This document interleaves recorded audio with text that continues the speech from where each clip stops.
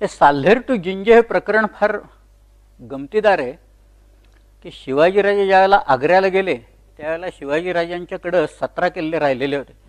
12 किल्ले मिर्झाराजाच्या तहासक्यामुळे आणि स्वतः त्यांनी बांधलेले सिंधुदुर्ग, प्रतापगड वगैरे असे मिळून 17 किल्ले होते. शिवाजीराजे आग्र्याहून परत आले ज्यावेळेला 20 नोव्हेंबर 1666ला परत आले त्यावेळेला एक किल्ला जिजाऊसाहेबांनी जिंकून घेतला होता आणि त्याचं नाव आहे रांगणा उर्फ प्रसिद्धगड. म्हणजे 18 किल्ले. पुढची 3.25 वर्ष शिवाजीराजांनी काय केलं नेमकं?